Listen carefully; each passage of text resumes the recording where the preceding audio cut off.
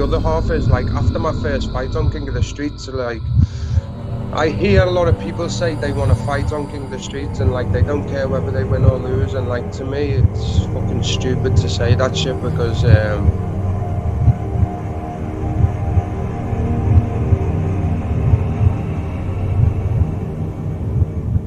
I've seen the damage that can be done in there if you're not like if you don't want to win or you're not got in there to like try and kill that other person.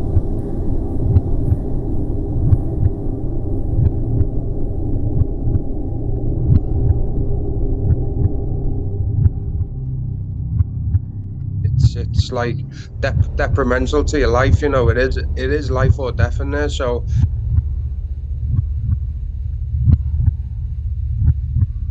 now I have a family, and like my girlfriend was always there with me, watching my fights. I would do anything to get out of there like unharmed. You know, so.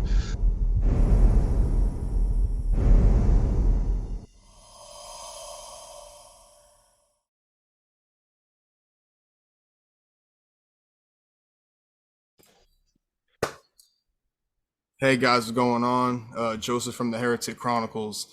Today, man, I got a huge guest joining us, a ferocious fighter. You guys might know him from some of his brutal, no rules fights on King of the Streets.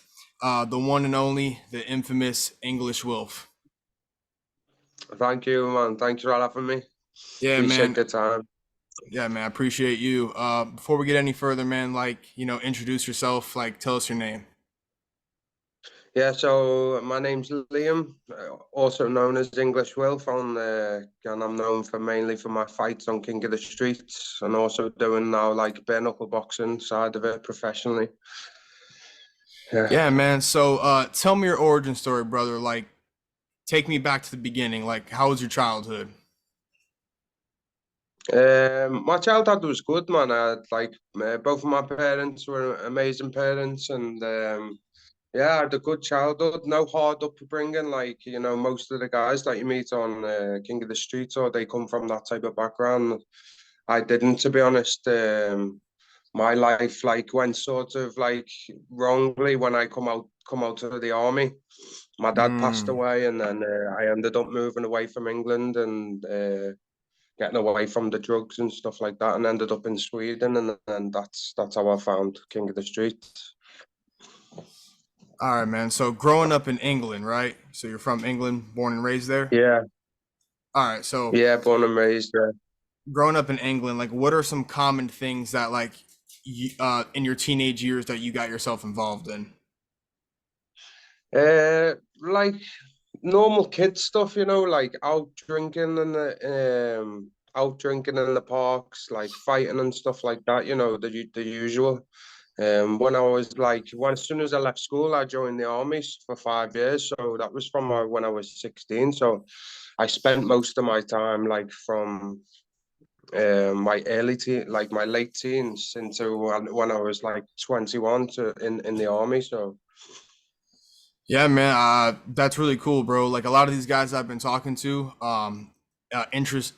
interestingly enough, these guys have been in the military. Like some of these like no rules guys that I've talked to, it's really yeah, interesting, man. Because you would think that some of these guys are from prison or like in the streets heavily, but a lot of these guys, man, are like literally were in the fucking military, so they got that discipline and shit.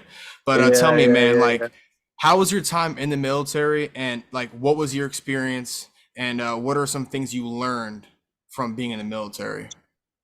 Uh, Man, my life was like I was a typical teenager, messy and stuff like that before I joined the military. And when the time I was in there, I got that like you have you live by a different set of rules in the military, and you have like real brotherhood in there. So it really like give me discipline and how to run my own life, and give me like what it meant to like that you would die for somebody, in there. So when I come out of the army, I missed that for a long time. So yeah, I think that's where I struggled a little bit when I come out as well.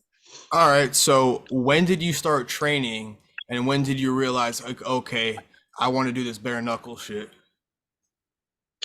So I was late starting. I've always like been into fighting, you know, on the streets before, but I didn't start training. I didn't step foot in a martial arts gym until I was 27. When I moved to Sweden. So I was late starting, and I've had a handful of amateur fights, and then I went straight to like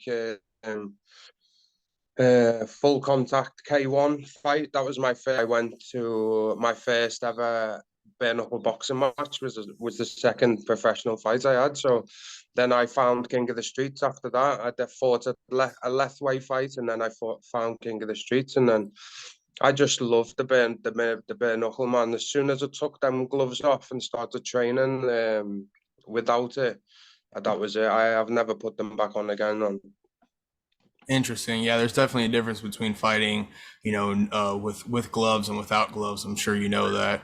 Yeah, for sure. Yeah, man, it's probably like it's probably way different for like your hands, your knuckles, like your defense and stuff. Like, of course, like with the little Yeah, yeah, gloves, yeah, a lot of the shots yeah, will land, exactly. a lot cleaner. The big gloves, you could definitely do a bit more blocking, at least when it comes to boxing.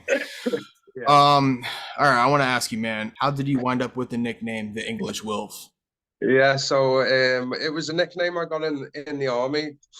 It's short for my second name, which is Wilf. So when I joined the army, there was a guy in my regiment who was older than me.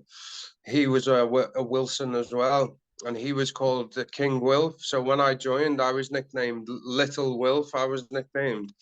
But when I applied for COTS, they said, "Do you have any nickname?" And I said Little Wilf, and they said, "You're not using that nickname."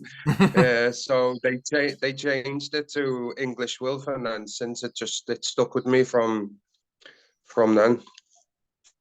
Interesting, man. That's really interesting. Ask, trying to figure out how to word this question. So, like, basically, like, how did you get in contact with King of the Streets, and how did you like wind up fighting for them? So I was just like, I've always been into that underground type of stuff, but I found like the Instagram profile when I was in Sweden. And then I just come off like three bad losses from my when was just starting bare knuckle. Like I lost a fight in Lethway. I got knocked out in my first ever bare knuckle match, and I lost a fight just before that. So I didn't tell. I messaged them on Instagram. I didn't tell anybody I was going to fight there or anything. I just needed to like do it for myself. You know, a lot of people were like, "You're stupid, like starting fighting at this age." You know, bare knuckle, it's like stupid and shit like that. So I just wanted to do it for myself to find out whether like if it was stupid or if I still like had what I thought I had. Like, so me and my wife, we went down on our own. She was pregnant at the time. I was not part of any firm or anything at that point. And I went down there and I won the fight, and everything I'd done up until that point, like regarding martial arts, all the different sports I've competed in, was really just made for me to fight in King of the Streets. I believe, like I really felt like at home there. Like I loved the style of fighting. I could use everything I've learned in there, and then I got on really well with the head guy and the lads there who run King of the Streets, and then they took me into Hype Crew. So after my first fight, I was fighting for Hype Crew, and they're the ones who run King of the Street. So Interesting. All right, so man, like, what's the rest of your 2023 look like? Like fighting wise, can you share any information with us? uh, it's a bit up in the air at the minute, to be honest, because I've just got started like a life-changing job on the oil rigs for like yeah, being an oil rigger. So That's real right now shit. I need to concentrate on that because it's for my family. So once I'm settled into this job and I work on my shift pattern and whether it's still like feasible to be able to fight and not jeopardize my job, then I'll be able to like hopefully plan something, you know. It's a shame because I've been waiting now to fight again on King of the Streets for like a year and a half since my last fight. that's the only reason I started like getting into the bare knuckle boxing side and fighting alongside my wife, was to like keep my active so I could jump back in. But it just hasn't happened, man. That kick, I think, fucked me up. You know, a lot of people don't want to know about it after I kicked that guy in the face. It's hard to get an opponent, and so now I've just started this new job. So now I'm just gonna have to wait a little bit longer now to see what happens with this job and my shift patterns and stuff like that. Yeah, man, that's real shit. And that's like, that's a lot of the viewers, a lot of the fans and stuff like that, the people who do tune in, like these are normal people, like these people work 9 to 5, and it's crazy how Yeah, you yourself, this fucking savage, ferocious, bare knuckle guy, no rules fucking street fighter could be so like, humble, show hospitality, talk about working on an oil rig and shit like that for your family. Like that type of stuff is like, yeah, to me, like, some of the most important things in life, taking care of your family and basically putting fighting yeah. on the Thank back you, man. burner. Like, hey, I can whoop ass, I can fuck people up, but I got to take care of this instead. So like, or take care of Yeah, this yeah, first yeah, because it's most important. That's cool, man. yeah, for sure, um man. I appreciate that. yeah, of course. All right, let me ask you, man, like your fighting style is so fucking ferocious. What makes you fight like that? Oh man, like I think like I suffered like a lot mentally when Corona hit. You know, we were just due to go back home. My girlfriend was pregnant at the time, and I'm an only child, so my family was not going to be able to see my baby and stuff like that. They ended up not seeing him until he was 1.5 years old. So I just built up a lot of like shit inside me, I think, and like I found King of the Streets at the right time because it was a good like vent and a good way to vent for me there.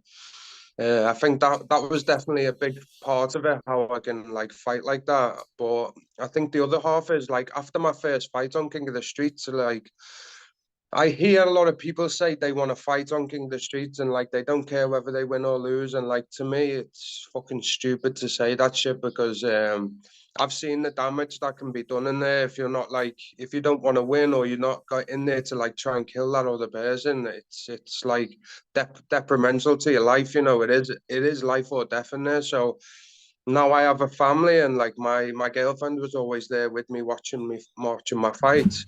I would do anything to get out of there like unharmed, you know. So I just was able to like switch this switch of like people are surprised that I fight in like the way I do, like you mentioned them, because that just isn't me outside of the ring, you know. Like I'm such a chilled person. I'm like polite. I've got nothing to prove. I'm like very humble and stuff. But in there, I need to fight like that to survive. You know, I need to do that. So I just found and I created a monster for King of the Streets, and like I can just switch it there for when I'm there, and it's worked perfectly, man.